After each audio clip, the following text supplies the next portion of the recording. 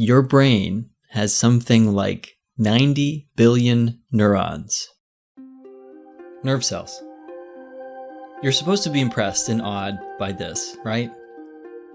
I don't know about you, but it just sounds like a number to me. I mean, if you told me there was $90 billion in my skull, that's a big number, and I can sort of wrap my mind around that. Neurons are so tiny. What if I told you that each neuron connects with thousands of other neurons, giving trillions and trillions of connections? As many connections in a single cubic centimeter of brain tissue as there are stars in the Milky Way, according to one neuroscientist. And what's in that seething center of superconnected entanglement? You.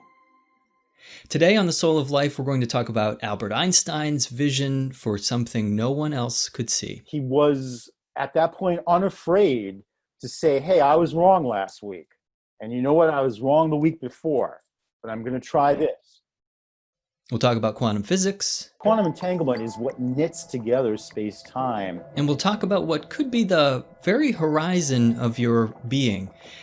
Of course, we don't really know if things like quantum entanglement have anything to do with the hypernetwork of electrical activity that gives rise to your consciousness, or whether it might one day confirm that human love and connection is in fact star-crossed and our neurons somehow are entangled with those we are parted from, the way many mystical religions believe, or frankly how Luke and Obi-Wan use the Force in Star Wars. We really don't know. And I hope you don't think I'm totally nuts here. I'm only sharing what I've begun to hear, cautiously reported from a handful of scientists that study the brain, and how they are, kind of like Einstein did actually, daring to make some fascinating leaps into quantum physics, because both fields, neuroscience and quantum physics, are fields that are obsessed with studying the flow of energy. And they're trying to imagine dimensions beyond our direct perception that nonetheless may underpin our very existence.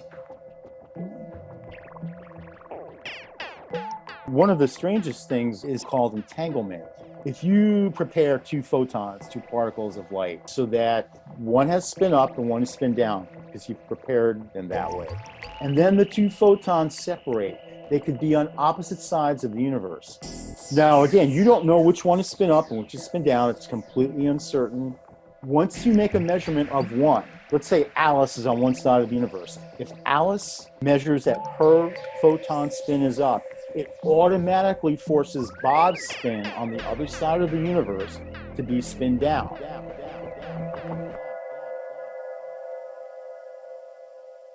This episode is about you, your existence.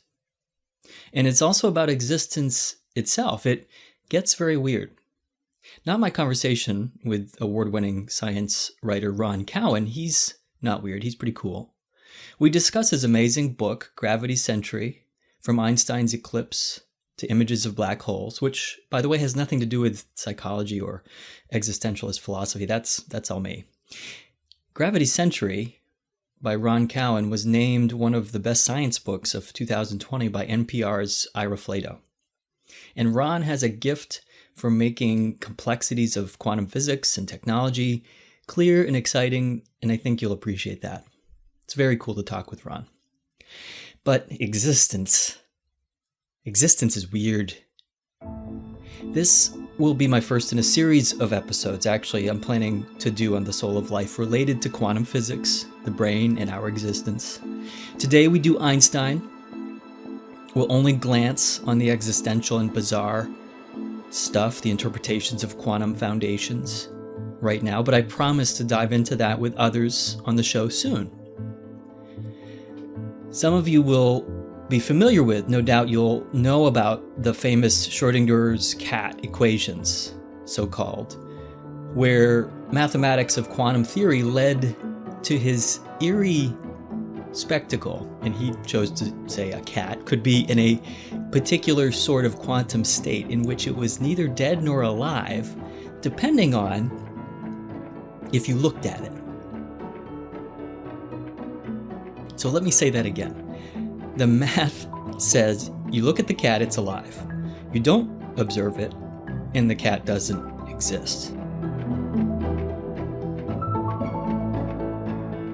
This is not metaphysical mumbo jumbo. This is coming from one of the most highly disciplined and rigorous scientific fields. The math was saying this. And it confuses physicists and mathematicians who do this all day. But this is what they're coming up with. In 1982, artist Frederick Hart created a masterpiece sculpture tympanum that arches above the main entrance to the National Cathedral in Washington, D.C. To me, it's utterly breathtaking, and I'm riveted to it each time I visit. Half-formed figures of men and women emerging from the void. It's called Ex-nihilo. Ex-nihilo, that's the Latin for out of nothing, a reference to the Genesis story of creation.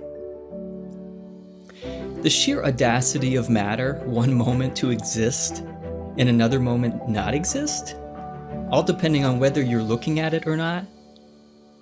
I don't think we have the words for this yet. Ex nihilo? Quantum mechanics? Einstein called it spooky. I call it hope. If we didn't have a black hole at the center of our galaxy, maybe we wouldn't be in our galaxy. Welcome to episode 7 of The Soul of Life. I'm Keith Miller, and this is Ex-nihilo Entanglement.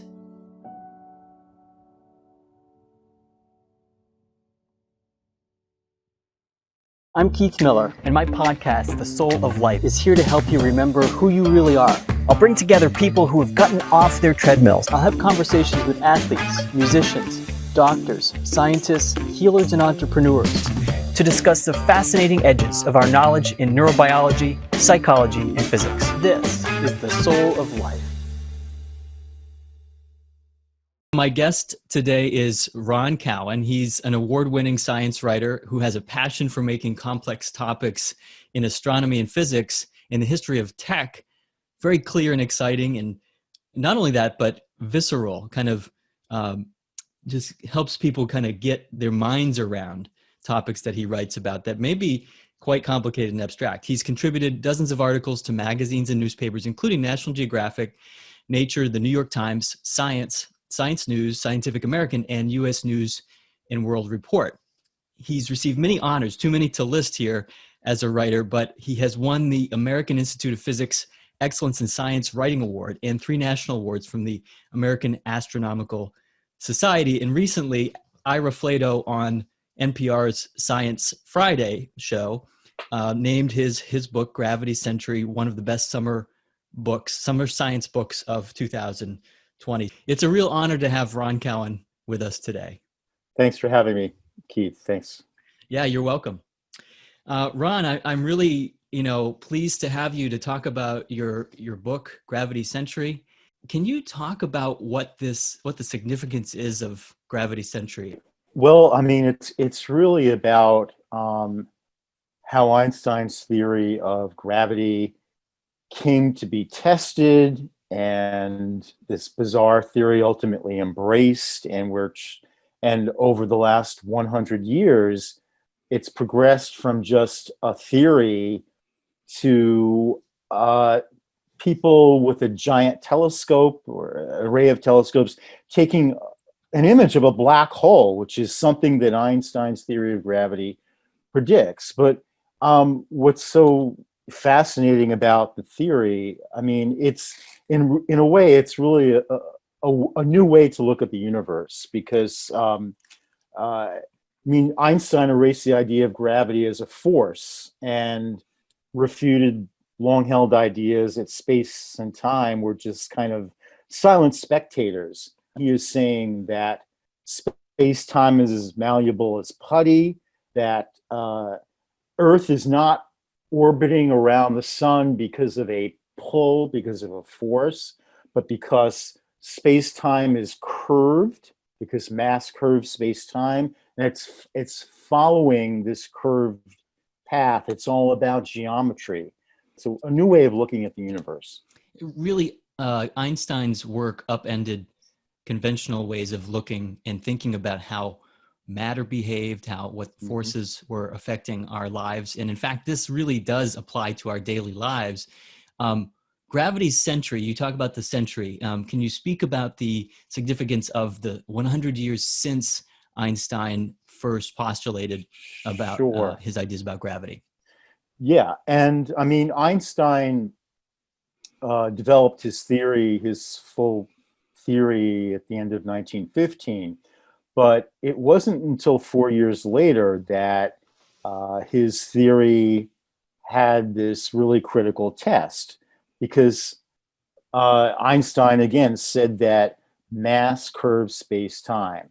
And he realized that when stars are near the sun, because the sun is heavy, the path of starlight is going to be different. And it's going to look to an observer like the stars have changed position slightly. Mm, They're not where they would be when the sun is away.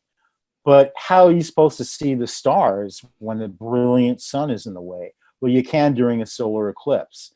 So in May 1919, there was, in fact, one of the longest eclipses of the 20th century, and it confirmed Einstein's theory uh, in a really important way. And the public really embraced the theory. There were headlines all over the world. Stars askew in the heavens, the New York Times wrote.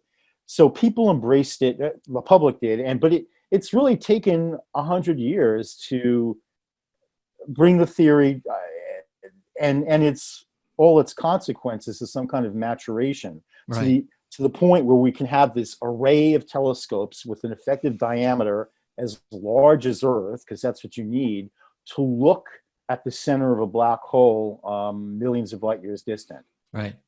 I mean, I'm a big fan of science writing. It's one of my hobbies. You know, people like Brian Greene or Neil deGrasse Tyson, and I appreciate their writing. But what I liked about your writing, Ron, is its storytelling. And you're a journalist. You've been a science writer your entire career.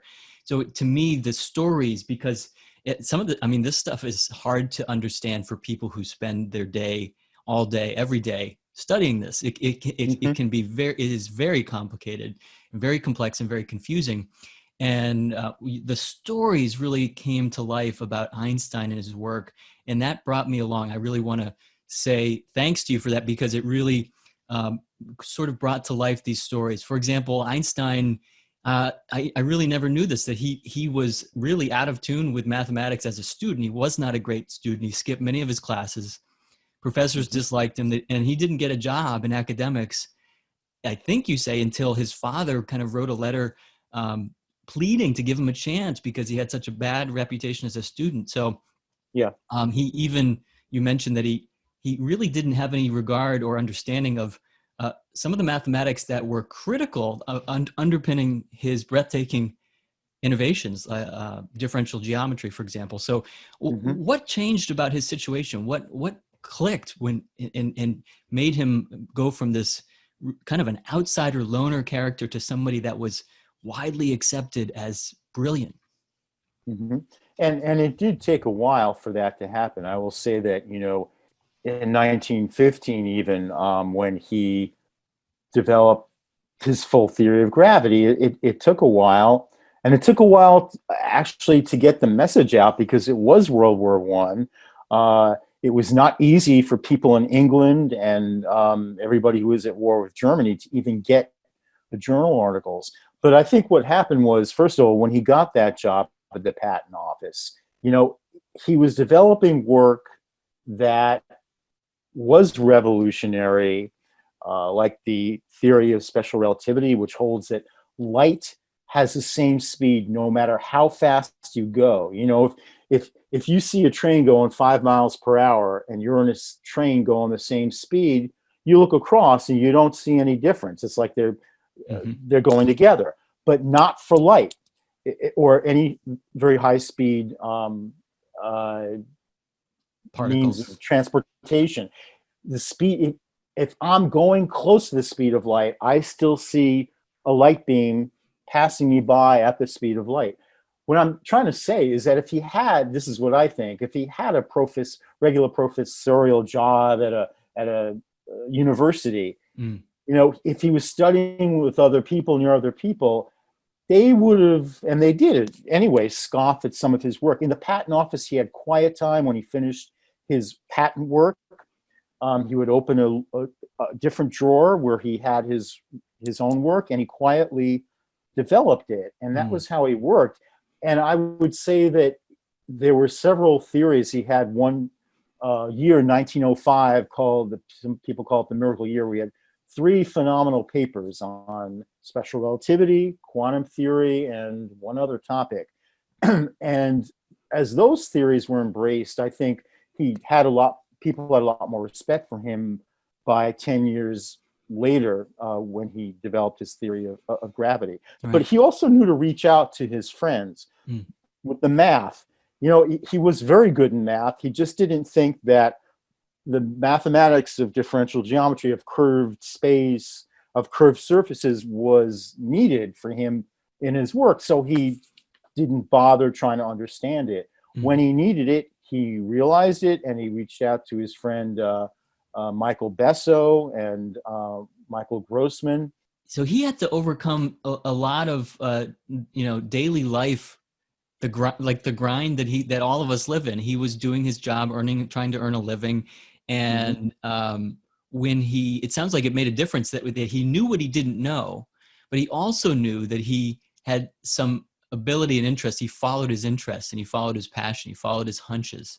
That's And he really didn't let these distractions or even conventions of other people's thinking slow him down or stop him. But when he needed to, he collaborated. Right. And he really did have fewer distractions being at the patent office. And he could do his work, and then he had time left over at his desk to do his own work. Right. And I think that would end up being a blessing for him, rather than feeling like, oh, I'm a failure because I'm not at a university. It was perhaps the perfect job for him at the right time. Right. That's amazing.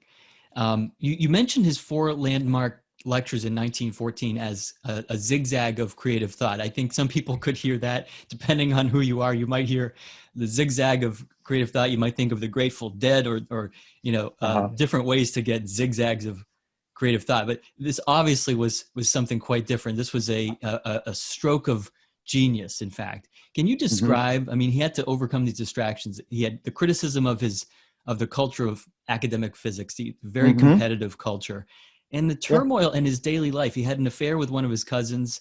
He said his wife is like an employee he can't fire. So he didn't have maybe a great or steady sort of home life. That's true. Not to mention the violence between countries. He'd renounce his German citizenship. That's right. And then, despite being of Jewish heritage, taught in the Prussian Academy of Physics. Life in Germany was looking grim, starting to look very grim for Jews. Right. I mean, he was the middle of World War I. It was food was scarce, and even in his offices, in I think it was 1914, someone was developing a poison gas to fight against British and the Americans, and there was an explosion, and someone was killed. Now, Einstein wasn't in his office, and his own office was fine, but yeah, I mean, there was an explosion, like in the same building. So there were a lot of stressors, and Can you say more about the 1914 lecture series, Sure. this zigzag of creative thought? Yeah. And actually, it was in 1915. 1915, and sorry. It was in November. And I think one of the things that was going on that spurred him was that in 1914, he had given talks about his still developing work of gravity, including at the University of Göttingen, where a very famous mathematician, David Hilbert, resided. And Hilbert was very taken with Einstein's developing theory, and started to make progress on his own. And in fact, to the point where some people, friends of Einstein, I guess, were warning him, Hilbert's on your tail. And Einstein was determined, this is my theory. I'm not going to let anybody take it away from me. And I think that was part of just prompting him, or maybe getting more adrenaline to do the work. But so in 1915, November, he gave once a week 4 lectures to the Prussian Academy. And he was actually going back and forth, rejecting ideas that he thought weren't panning out from 1912, 1913, and then embracing them again. Right. I mean, he gave his first talk on November 4th, and then within days he realized that work was not correct. Then he gave a second talk on November 11th, rejecting that first presentation, introducing a new equation. On November 18th, the third lecture, he derived the proper advance of Mercury's orbit from his new equation, because Mercury's orbit around the sun precesses a little bit, very slowly, like a slowly spinning top does. And he, for the first time, could explain that precession.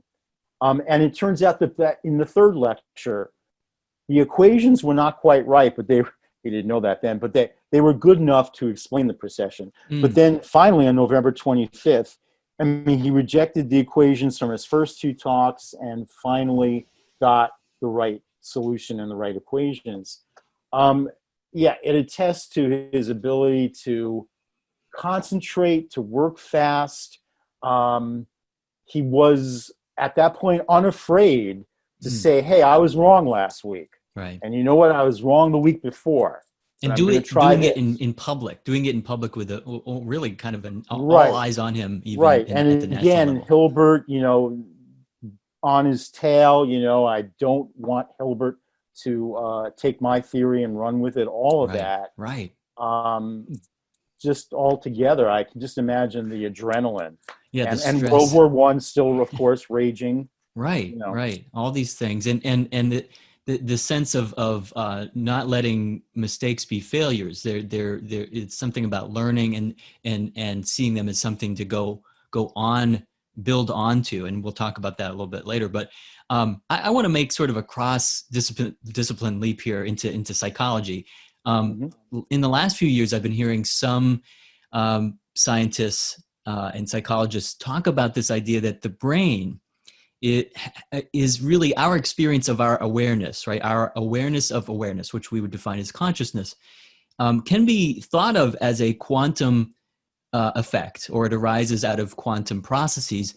So in other words, they're saying very cautiously, by the way, they don't want this to sound very woo-woo or kind of like, metaphysical type of thing, but that actually, because the brain has a pretty singular job, which is to move electrical current around very, very efficiently, that the flow of energy, which is not a new age term, energy flow, right? And when you speak about energy, it's literally how our life exists. It's the flow of energy, and how we're talking and having these conversations, the flow of energy transmitted through, my vocal cords shaking air and transmitting that. And so it's electrical activity and electrochemical activity, which is a Newtonian.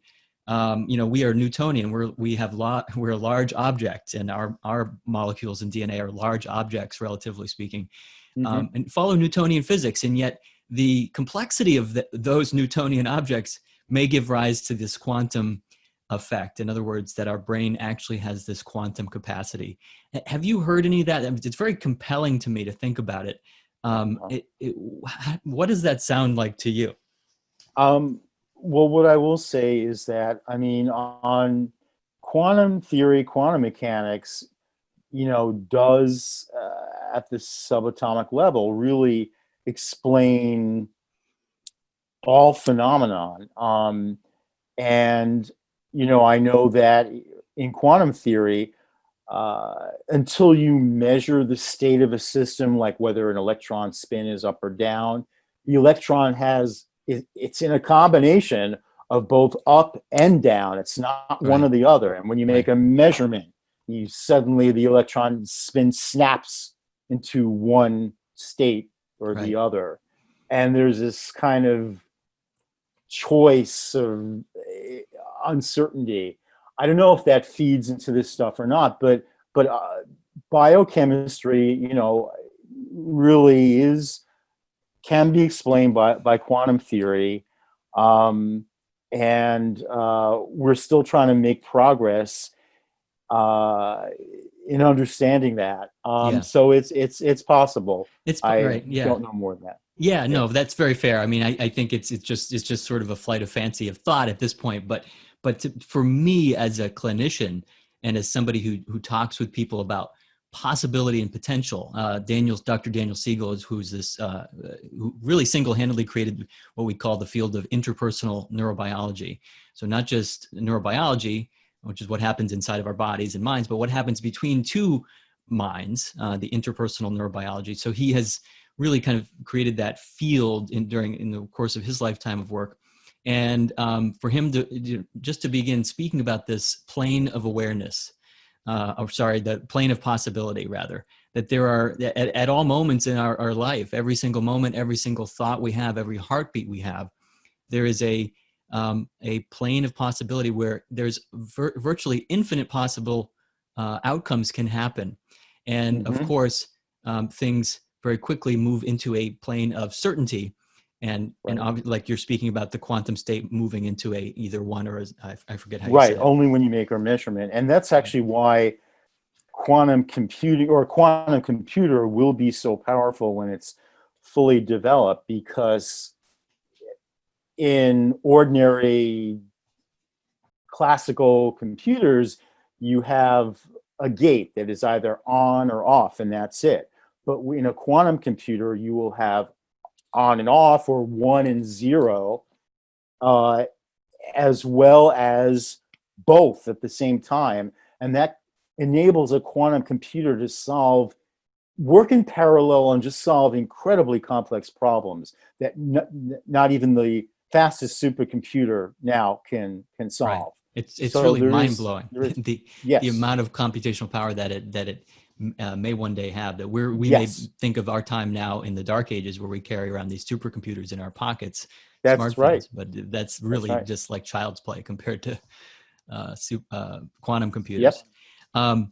Before we leave the topic of your book, because I want Okay. to give you the chance to drill down into this just a little bit more. Einstein's revolutionary insight, which you mentioned, the eclipse proved, was that gravity and space-time curvature are the same thing. Mm-hmm. Now, I just want to have a full stop there for the average human. What in the world does that really mean? Gravity and space-time curvature are the same thing. Right.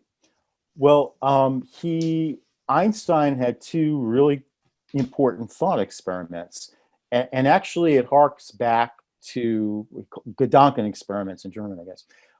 And the first one really harks back to the time of Galileo. Galileo said, if you drop two objects from a tower, and if you don't have air resistance, if one of them is a lead brick and the other one is a feather, they're going to accelerate downwards at the same rate. And Einstein realized that that was a much more important concept than people thought. That, again, any object. So in his first thought experiment, and both of them involve elevators, he realized, or he said, that if you have an elevator in outer space away from Earth's gravity and all gravity, and it was just being hoisted upwards at a constant acceleration of 9.8 meters per second squared, the people in that elevator will feel, gripped to the ground as this is going upwards. They cannot differentiate, no one can differentiate that from just standing on the ground on Earth now, no elevator, and feeling the pull of gravity. They were absolutely the same. He called it the principle of equivalence. Okay. So he said, again, an accelerating elevator upwards, same as gravity. Okay. The second experiment that I think is important that he thought about, again, Gedanken experiment, he says, okay, we're in this elevator, right? again, away from gravity, being hoisted up at that acceleration rate. Okay, someone has drilled a hole on one side of the elevator, some outsider, and they have inserted focused a beam of light to go through that hole. Okay, the outside observer, he's not in the elevator, he just sees that light go in a straight line across to the other side. Fine, that's what you'd expect.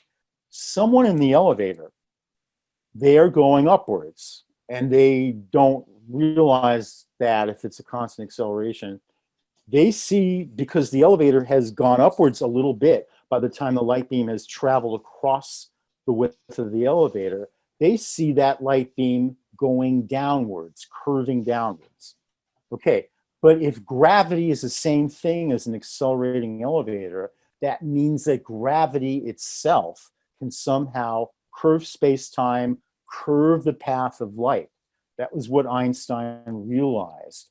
And from that, the idea that gravity is like geometry flows, the fact that time itself is slower in a gravitational field than up in space where there's very little gravity. Right. All this stuff comes from that. But that's, he had these thought experiments and his ability to concentrate and think about that. So right. that's, yeah. And can you say something about the idea that space is the same as time? Am I getting that right? It's space-time. It's space and time kind of go together as a fourth dimensional entity called space-time. And what someone later, John Archibald Wheeler, liked to say is that mass tells space-time how to curve, and in turn, space-time tells mass how to move. Because what maybe I didn't say is that objects try to move always on the straightest line possible. But if the space-time you have to travel through is curved, that straightest line is actually a curved path. Right. And again, this goes back to Earth orbiting the sun. The space-time is curved. Earth wants to follow the straightest path, but that straightest path is curved because of the sun, because the sun is so much heavier than Earth and has curved the space-time around it. You mentioned the fourth dimension, that this is really considered the fourth dimension. And right. I want to comment on that because it sounds like something we'd see in the Twilight Zone, right? It sounds like a sci-fi thing, but it's actually, and this is why I asked and why I wanted to bring the topic up of how the mind works and how consciousness arises, that in fact, you know, we exist in this fourth dimension. It's not as if some like, and you'll have to correct me if I'm, tell me if I'm getting this right, but it's not this some out there thing that, it's actually fundamental to our very existence. Right. That it's space-time. And in fact, the idea of space-time is not just with gravity. It goes back to his special theory of relativity, because it turns out, and if you draw some figures, it's not hard to see that if light is a constant, irrespective of how fast you're moving, it turns out that space and time have to contract and expand, and you have to think of it as space-time. And people talk about space-time diagrams. So why it's four dimensions, because space is length, width, height. That's three, and time is the fourth. I'm going to make this reference again because sort of to broaden this for kind of the general audience and to make this really relevant. I mean, people oftentimes, I think, glaze over when they hear people talk about quantum physics. They think it's some abstract thing. Even Einstein used the word spooky to describe the action. Quantum theory, the spooky action at a distance. Yes, he did. One of the strangest things about quantum theory, aside from the uncertainty principle, and yes, it can be in two states at once, is something related called entanglement. If you prepare two photons, two particles of light, and you prepare them so that actually photons can also have a spin. If you just know that one has spin up and one is spin down because you've prepared them that way. And then the two photons separate. They could be on opposite sides of the universe. Now, again, you don't know which one is spin up and which is spin down. It's completely uncertain, right? Once you make a measurement of one, let's say Alice is on one side of the universe. If Alice measures that her photon spin is up, it automatically forces Bob's spin on the other side of the universe to be spin down. That's the spooky action at a distance. That's right. Exactly. And entanglement is something that actually figures in lots of important things, including making our cybersecurity unhackable in the future when we really implement that. So it's not intuitive, which makes it's not intuitive even for physicists. So it's difficult. Right. Let me mention one other thing about entanglement that relates to Einstein's theory. So people, again, just with mathematics, they have found that if you entangle a whole bunch of particles on an imaginary surface, and then you start to disentangle them, they've looked inside the volume that's enclosed by that surface, and it starts to look like space-time starts to unravel, and it looks like somehow quantum entanglement is connecting space-time, keeping it together, and you can also start to derive Einstein's equations of the general equations of general theory of relativity from entanglement. But the fact that entanglement in quantum is somehow related to the connectiveness of space-time is, I think, pretty neat. It's fascinating, and I don't want to conflate the science that is obviously at an academic level here with some conventional speculation that people have made. But the idea that I'm going to do it anyway. the idea that one person, people report this all the time, Ron, you probably have experiences or at least have heard of people having these experiences where, I was just about to call you. I was just thinking about you and you called me. I mean, we're not going to even say that this has any possible relation to the scientific exploration of quantum entanglement, but there are, what I want to mention for people to hear is that there are credible scientists who are beginning to at least be open to it. And I want to use Einstein as an example. He had an openness, as you describe in your book, the openness to radical thoughts, and allowed his mind the freedom to wonder, and the courage to wonder, and then the courage to find the mathematics to prove it as well. So I wonder what's in your wildest speculation of what quantum entanglement could mean one day. Let's say, I don't know, at the rate of our technology advancing in 1,000 years, what are they going to be doing with quantum entanglement? You're listening to the Soul of Life podcast with me, Keith Miller. Every week I bring you a new episode that hopefully inspires you to reflect more on who you are and who you want to be in this rapidly changing world. If this time we share together moves you somehow closer to who you are or lights up parts of you that have been unplugged, I want to hear from you. And please share the love. Take a moment to find a Soul of Life podcast in the social media where you hang out on iTunes, Facebook, Instagram, or YouTube, and let me know who you are. I don't know, maybe possibly in some way, if quantum entanglement is what knits together space-time, I don't know exactly what they might do, but I think quite soon we're going to understand what really goes on inside a black hole, because classically inside a black hole at the very center, I guess, everything shrinks to zero volume to the incredible gravity. But but that's where all the laws of physics break down, because we don't know what really happens. I think that looking at quantum entanglement on the surface, it's like a hologram. You look only at the surface and you can try to find out what goes on inside the volume, that they're equivalent somehow. I think we're just going to have a lot deeper understanding of the laws of physics, of what goes on, as I said, inside black holes, and a deeper understanding of the universe. Beyond that, well, that's a lot.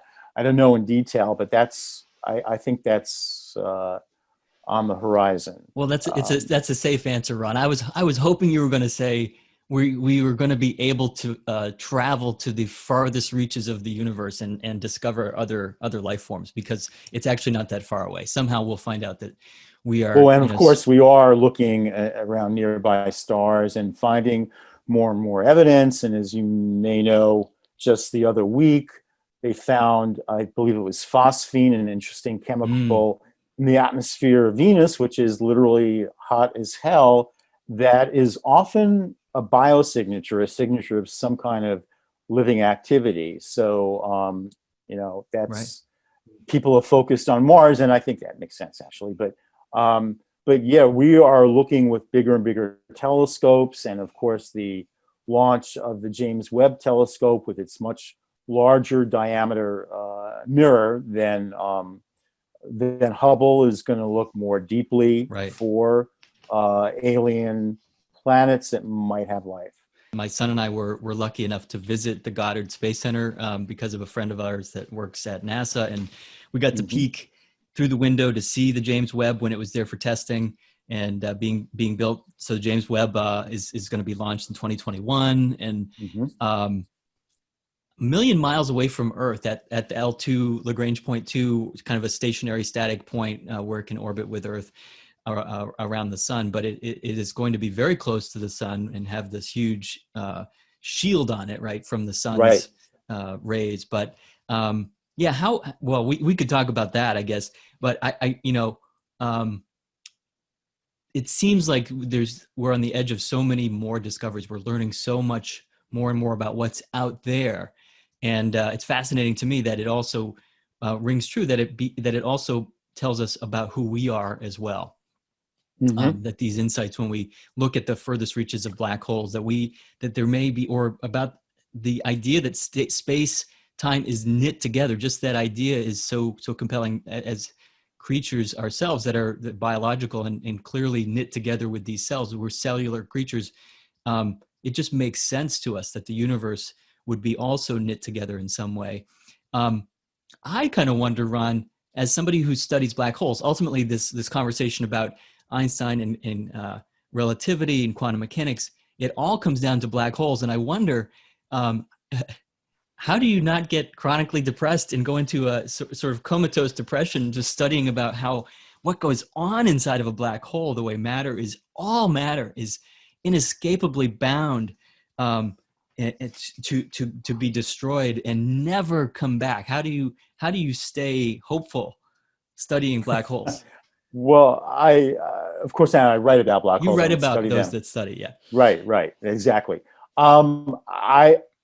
There's not a black hole near us, so we're in no danger. We're And safe. they're fascinating, and they're literally crucibles for understanding the universe. What I didn't say is quantum theory and gravity still have not been united into one theory. But because black holes have two things, extreme gravity and collapsing things to tiny, tiny volumes, which is the subatomic realm, the realm of quantum theory, that's probably where we're going to, if we understand black holes, we're going to understand how to unite these two theories. But the fact that they exist, actually, it could be a good thing. We believe that a black hole lies, very massive black hole lies at the center of probably every large galaxy.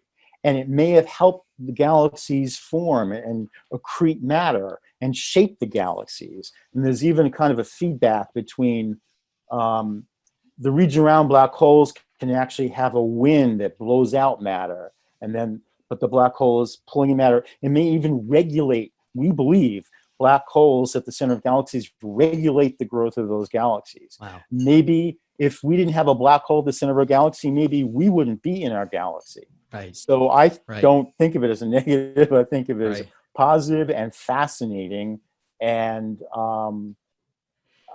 it really is. Compelling. It really is compelling, and I think the more we know about these mysteries, the more we lean into these mysteries that in fact, like, space is not empty at all. It's not, there's an interesting book Mary Roach writes about, I forget what it's called, Packing for Mars is what it's called.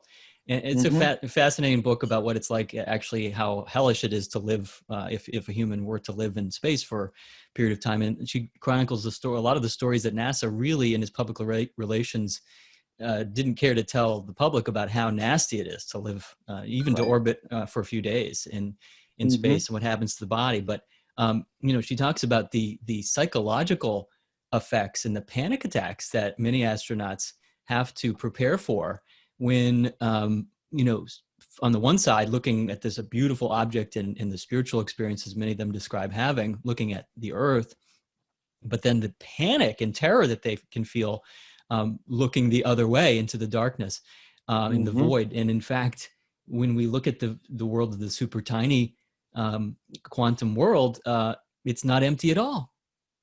Right. In fact, according to quantum theory, the vacuum of space, right, is not empty. There are particles constantly, particles and antiparticles, coming together and popping in and out of existence, so that, in fact, the vacuum of space is actually seething with particles and antiparticles. And that isn't just a theory, because that idea has been tested, and is true. It's something called the Casimir effect, which I won't go into, but that has been shown to be true. It's actually a very busy place, and black holes. Yes. Fundamentally, black holes maybe, and in fact, are the birthplace of stars, potentially, and therefore of our existence, given our dependence on stars. To me, to have that sort of hopeful view, it's so comforting. We were on vacation during the summer. We had a chance to see the meteor shower that happened back in August. That was just spectacular. And being able to see, people have described this similar effect on our nervous system when you go into a forest, when you are, I think in Japan they call it forest bathing. The notable effect of just walking through a forest, a place where there is life seething and all these activities, natural activities of life, or just looking out into the universe, seeing the Milky Way, or through a telescope. To me at least, there is an overtone of an emotional overtone of hope when we look back in time, or when we look through time in geology here. My son and I went, as some of my listeners will know, on a pretty big backpacking trip to the Grand Canyon. Went down to the bottom, up to the North Rim, and then back. So rim to rim to rim, 42 miles. And the geology that you can see going back in time, to me, is comforting to know that we are part of this larger fabric of space, time, and matter, and that it all matters. Right. It all matters. Right. Even the cosmic background radiation, to me, is hopeful. Like this idea that this stuff has been going on, the stuff that we can measure at the earliest points of time. Right. And that's, again, because, right, telescopes are in fact like time machines, because the speed of light, not only is it a constant, but it's a finite speed. So that if you look at a galaxy that is very, very distant, okay, you're not seeing that galaxy as it looks now, that you're seeing how do you see anything from light? That light had to be emitted, and it took a certain amount of travel time to be detected by our telescope on Earth. So we are seeing that galaxy as it was, not as it is. And the further the distant galaxy is, the further back in time we're looking. So in fact, when we're looking, you said, at the cosmic microwave background radiation, we're looking very close to the birth of the universe. And we think the universe is about, I think it's 13.8 billion years old. Right. And when we're looking at the first galaxies, right, we are seeing them as baby galaxies. Right. And I'll say one more thing, that Einstein's theory of gravity comes into play in a particular way in that, because, right, gravity or mass curves space-time. Well, it turns out that a very big foreground galaxy can act like, as it's called, a gravitational lens. and like a zoom lens and act to focus the light from that very distant galaxy, so that you are able to see more details about that very distant galaxy than you normally would, because you're looking at it through the gravitational lens of this foreground galaxy. And the Hubble Space Telescope and their scientists have used that quite often to see details they wouldn't otherwise have seen about the early universe. Wow. Wow. And speaking of Hubble, which reminds me of James Webb, which is much, much larger and a different type of telescope altogether. It's infrared. That's right. Why is that important? And what are we going to expect to see the James Webb infrared telescope bringing close to life?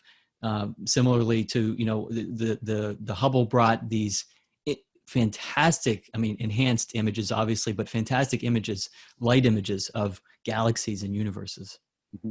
Right. So all galaxies are fleeing away from each other because the universe is expanding, and it's really expanding at a faster and faster rate. You can think of all of us as ants on an inflating balloon. So everything is moving away from everything else.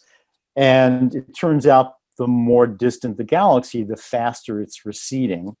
And when galaxies are receding, the light they emit is shifted to the redder end of the electromagnetic spectrum, and infrared light is a longer wavelength than visible light. So if you want to look at the early universe, it is better to have an infrared telescope rather than a visible light telescope. And I also have an interest in the history of recorded sound, and I think part of that, and I've written about it, and part of it for me is, there's recordings from 120 years ago, or even a bit more than that, and there's something about, and they're on wax cylinders, they're grooves on hollow wax cylinders, and there's something about that, about going back in time in that way, that fascinates me personally. Yeah.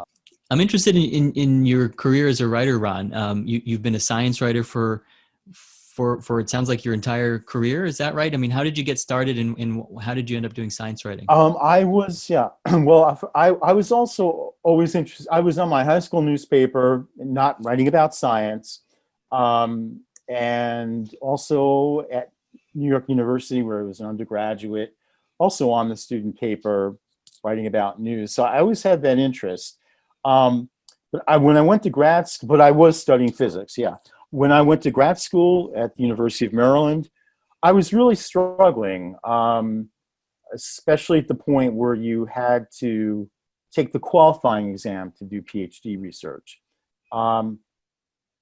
And I had a great advisor who had seen on my application to grad school in physics that I was very interested in science writing. And he looked at me and said, if that's what you want to do, don't deny that. He actually said that. So I started to think about that. And while I was in grad school in physics, I applied and got a science writing internship at NIH.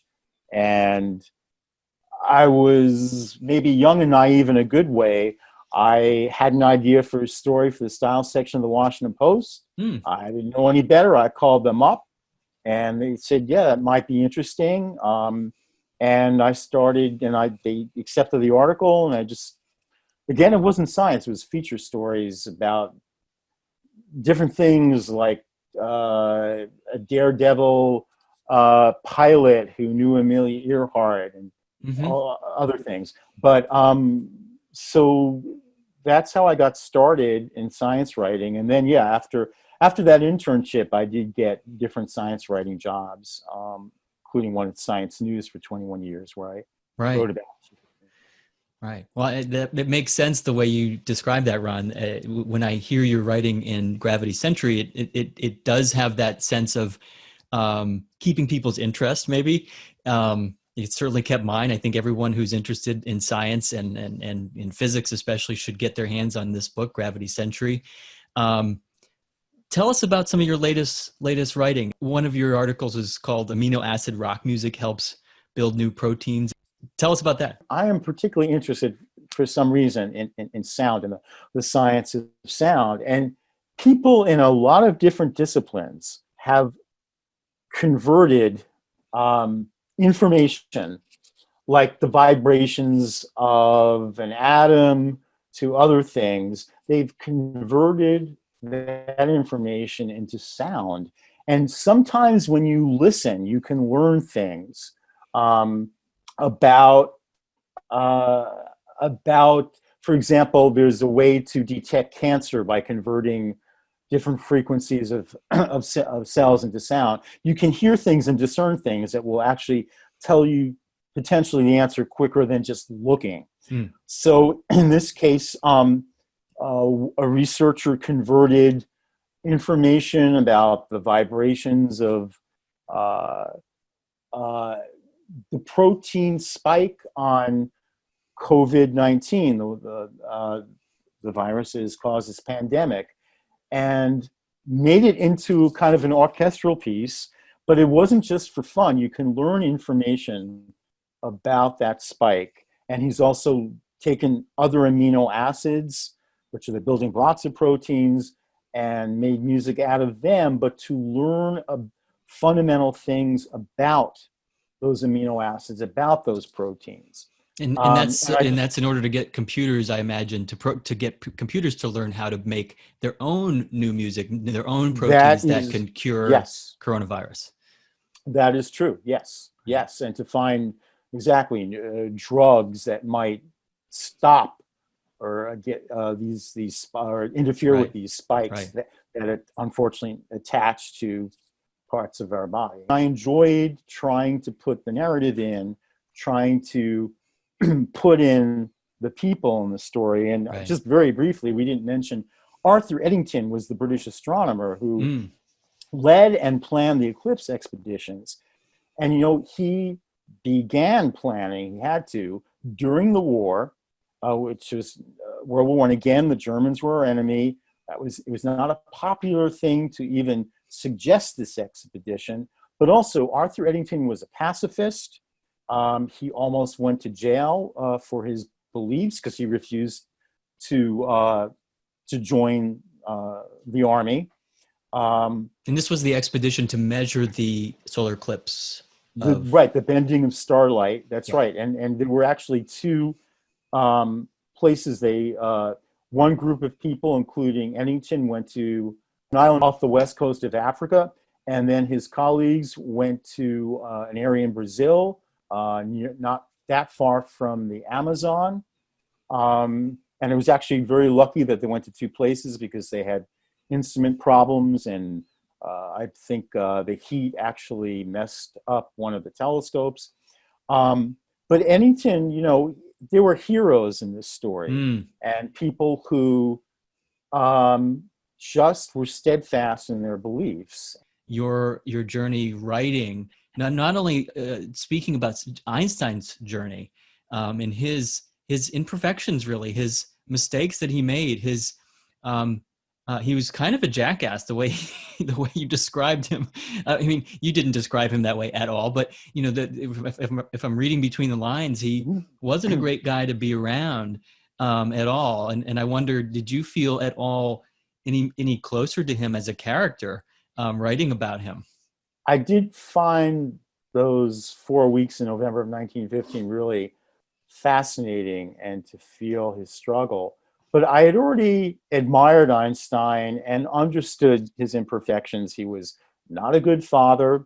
He was cruel to his first wife. It's my understanding that with his second wife that he had affairs, and she tolerated it. So I actually knew a lot of that stuff before.